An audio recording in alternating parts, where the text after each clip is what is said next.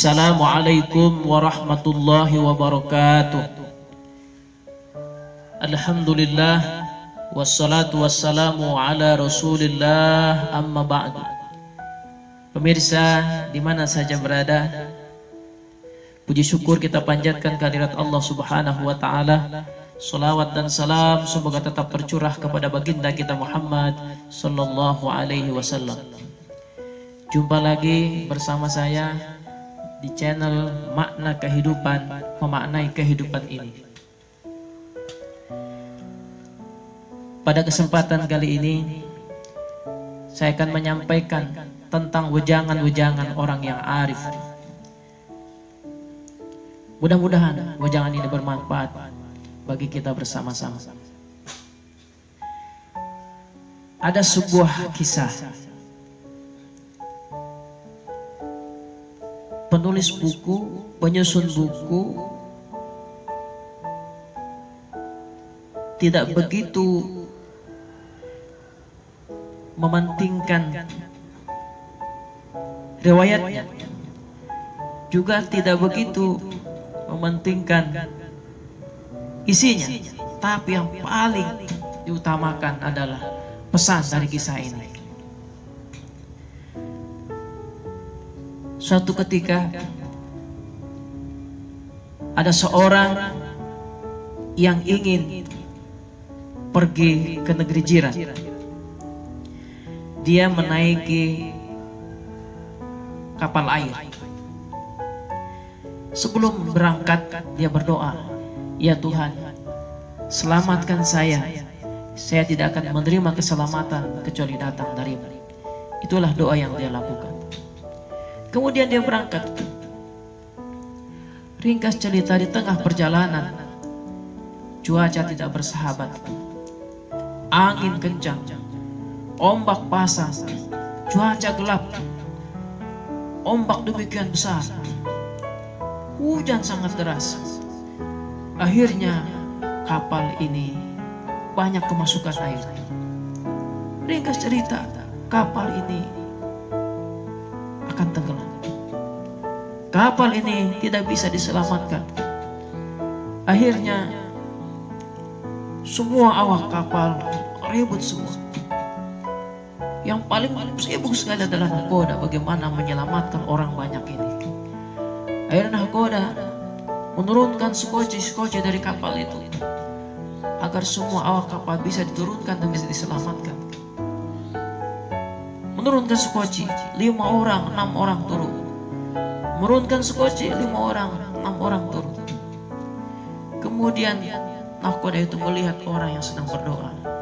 "Tuhan, selamatkan saya. Saya tidak akan menerima keselamatan kecuali datang darimu." Bapak, nahkoda ini melihat orang yang sedang berdoa dan sedang beribadah. "Bapak, ayo berangkat. Kapal ini akan tenggelam. Kapal yang tidak bisa diselamatkan lagi. Ayo Pak, berangkat." Orang itu tetap saja beribadah dan tetap saja berdoa. Jamaah yang dirahmati Allah, ayo nahkoda ini tidak ada waktu lagi. Dia pun berangkat. Beberapa saat kemudian datanglah 5 orang yang tertinggal dan dia membawa satu skoci. Begitu dilihat, orang itu memang dalam buku dikisahkan mereka yang berbeda-beda agama. Kemudian dia melihat orang itu, "Bapak, ayo berangkat. Kapal ini akan tenggelam dan tidak bisa diselamatkan." Tapi orang itu tetap berdoa, "Tuhan, selamatkan saya. Saya tidak akan menerima keselamatan kecuali datang darimu." "Ayo Pak, berangkat." Maka orang itu pun tidak berhasil membujuk orang tadi. Akhirnya orang itu berangkat. Lama-kelamaan kapal itu mulai tenggelam. Terus air makin banyak dalam kapal itu. Begitu kapal nyaris tenggelam, datanglah pesawat dari kejauhan. "Ada kapal akan tenggelam. Ada satu orang lagi yang belum terselamatkan. Turunkan jaring." Maka jaring pun diturunkan. "Bapak, ayo naik ke atas. Ayo berangkat Pak. Kapal tidak akan bisa terselamatkan. Bapak akan mati tenggelam." Orang itu tetap saja berdoa, Tuhan, selamatkan saya. Saya tidak akan menerima keselamatan kecuali datang darimu. Jamaah yang dirahmati Allah, akhirnya kapal itu pun tenggelam dan orang itu pun mati.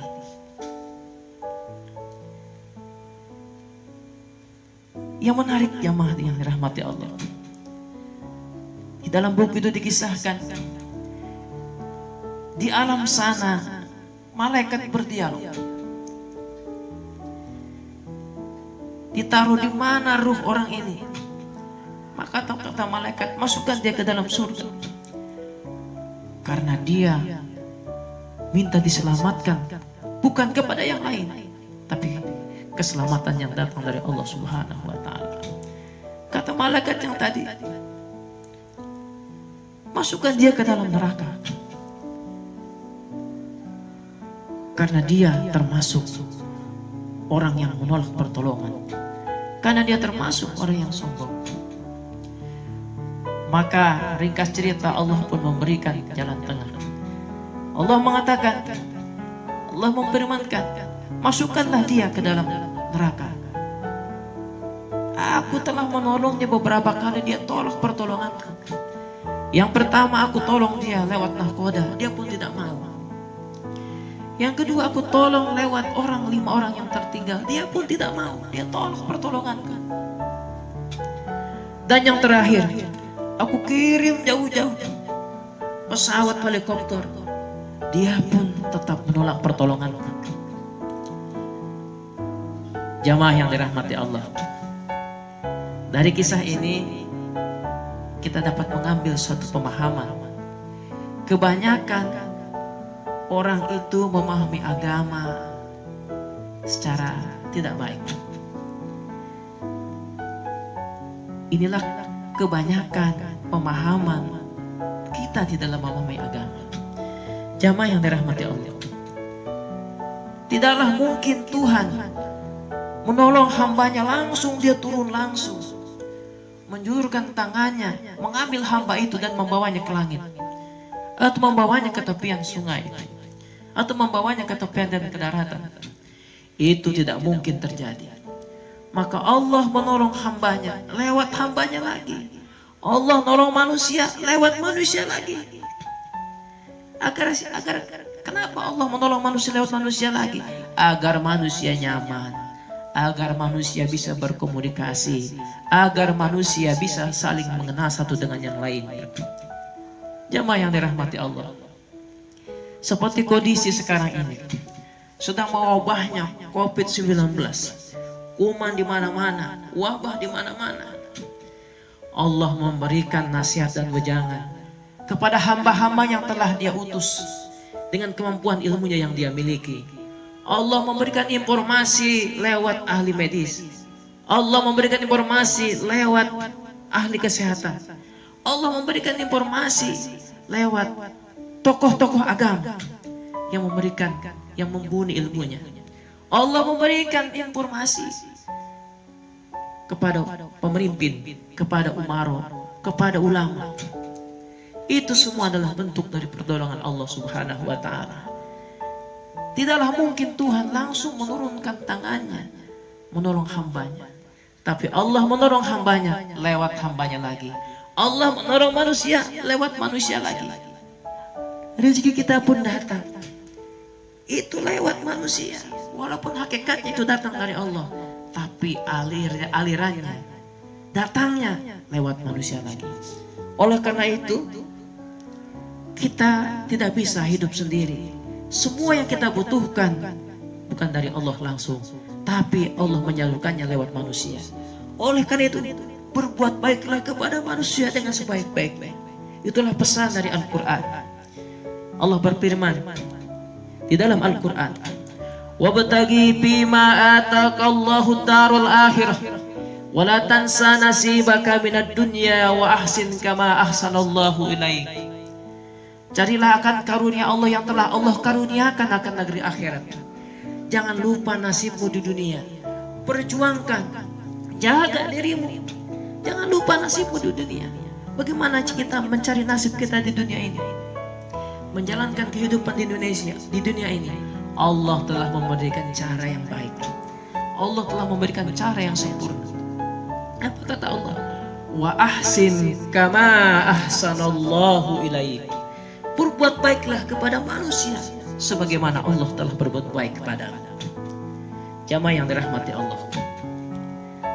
Allah pun mengajarkan kepada kita agar kita berbuat baik sebagaimana Allah berbuat baik kepada manusia. Bagaimana Allah berbuat baik kepada manusia? Tanpa pamrih, tanpa hitungan, tanpa hitung-hitungan. Dan yang paling menarik adalah Allah berbuat baik kepada manusia dilipat gandakan. Dengan hambanya berbuat sedikit, Allah berikan pahala yang banyak. Itulah sifat Allah. Jamaah yang dirahmati Allah, mudah-mudahan kita bisa memahami ayat ini, dan mudah-mudahan kita bisa memahami agama secara baik, secara sempurna, karena kita tidak terlepas dari hukum dan sunatullah yang telah ditebar di alam ini. Manusia harus bergaul dengan manusia, manusia harus berbuat baik kepada manusia, karena letak rezekinya berada, aliran Allah mengalirkannya lewat manusia. Mudah-mudahan nasihat ini bermanfaat. Terima kasih atas semua perhatian. Mohon maaf atas semua kekurangan. Jumpa lagi di lain kesempatan. Wassalamualaikum warahmatullahi wabarakatuh.